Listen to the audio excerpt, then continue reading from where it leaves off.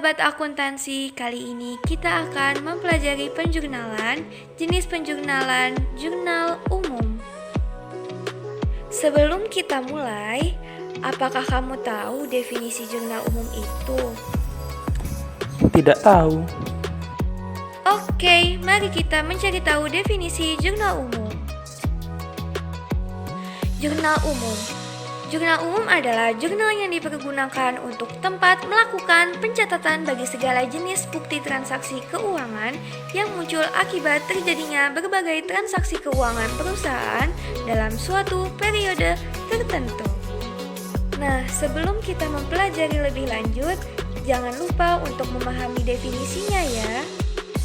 Oke guys, lanjut gak nih?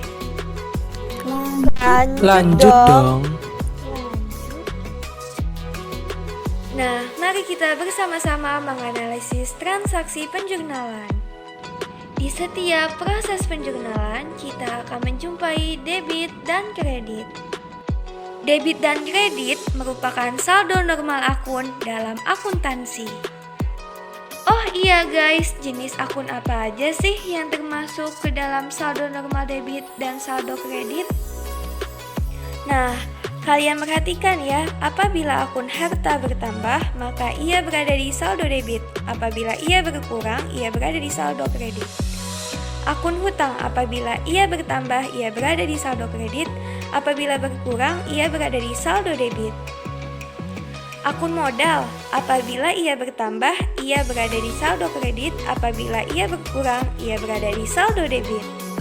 Akun pendapatan, apabila ia bertambah, ia berada di saldo kredit. Apabila berkurang, ia ada di saldo debit.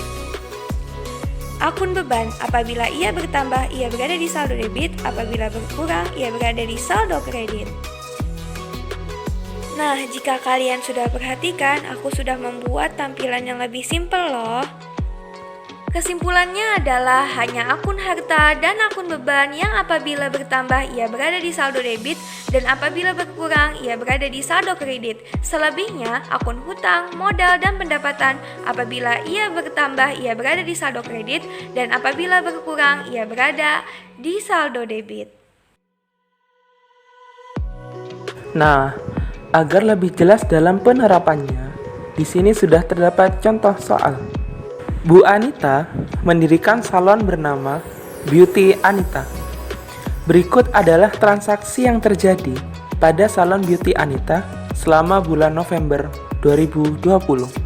Nah, kalian pahami dulu ya contoh soalnya. Selanjutnya, mari kita bersama-sama menganalisis transaksinya. Mari kita sama-sama menganalisis akun yang terlibat. Langkah pertama dalam menyusun jurnal umum adalah dengan menulis judulnya. Judul terdiri dari 3 baris. Baris pertama menunjukkan nama perusahaan. Baris kedua menunjukkan jenis laporan. Baris ketiga menunjukkan periode laporan. Setelah itu, kita membuat 5 kolom. Kolom pertama berisi tanggal. Kolom kedua berisi keterangan. Kolom ketiga berisi referensi. Kolom keempat berisi debit. Dan kolom kelima berisi kredit. Nah guys, kalian masih ingat kan dengan contoh soal yang tadi? Sekarang mari kita menganalisis transaksinya. Pada tanggal 1, Bu Anita menyetorkan uangnya ke perusahaan sebesar 45 juta rupiah sebagai modal awal. Pertama, kita tulis tanggalnya. Agar kita tidak menulis bulan dan tahunnya secara terus-menerus, kita pisahkan tanggalnya.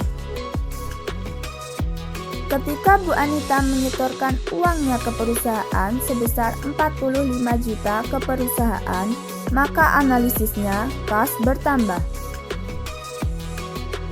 Kas adalah harta. Apabila harta bertambah, maka berada di sebelah debit. Maka, kita tulis keterangannya di kolom debit. Untuk kolom kreditnya, kita strip. Karena Bu Anita menyetorkan uangnya ke perusahaan, berdampak pada modal perusahaan bertambah. Maka, modal ditulis di sebelah kredit. Untuk menulis kredit pada kolom keterangan, kita tulis agak menjorok. Fungsinya untuk membedakan posisi debit dan kredit. Kemudian, debit kita beri strip.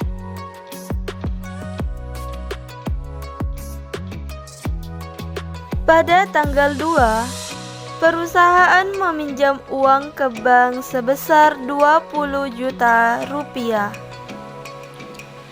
Nah, kita tulis terlebih dahulu tanggalnya. Tanggal 2, meminjam uang ke bank berakibat uang perusahaan bertambah. Uang itu adalah kas. Kas adalah harta. Harta bertambah, kita tulis di sebelah debit. Karena kas bertambah sebesar 20 juta ini berasal dari hutang, maka hutang perusahaan bertambah pula di sebelah kredit.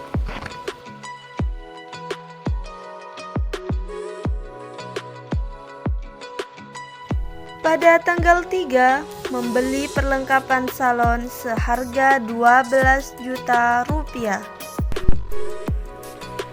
Kita tulis tanggalnya terlebih dahulu. Ketika membeli perlengkapan, maka perlengkapan bertambah. Perlengkapan itu adalah harta. Harta bertambah, kita tulis di debit. Karena perlengkapan dibeli secara tunai menggunakan uang, uang adalah kas. Apabila harta digunakan atau berkurang, maka ditulis di kredit.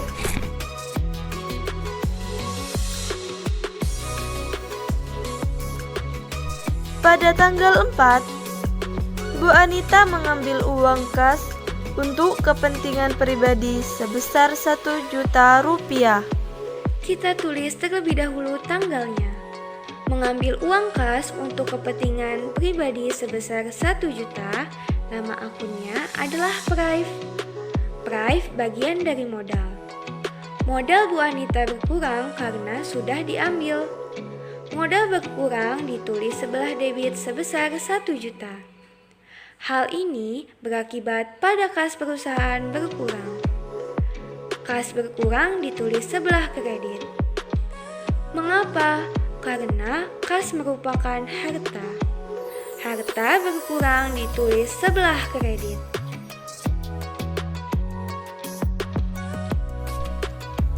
Pada tanggal 5, Bu Anita membayar gaji pegawai sebesar 3 juta rupiah. Kita tulis terlebih dahulu tanggalnya. Nah, membayar gaji itu kan termasuk beban. Maka, jika beban bertambah ditulis di sebelah debit. Membayar gaji itu menggunakan uang.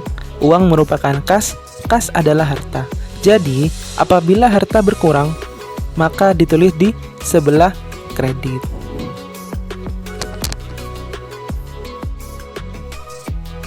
Pada tanggal 6, Bu Anita menerima pendapatan salon sebesar 10 juta rupiah. Nah, kita tulis terlebih dahulu tanggalnya. Menerima pendapatan itu artinya menerima uang. Jadi analisisnya, uang itu adalah kas. Kas adalah harta. Apabila harta bertambah, maka akan ditulis sebelah debit. Karena uang bertambah berasal dari pendapatan, maka pendapatan ditulis sebelah kredit. Nah guys, ini merupakan tampilan secara keseluruhan dari tabel jurnal umum yang telah kita analisis transaksinya dari Salon Beauty Anita periode November 2020. Oh ya guys, setelah semua transaksi sudah ditulis, maka kita jumlahkan. Total debit sebesar 91 juta rupiah, total kredit sebesar 91 juta rupiah.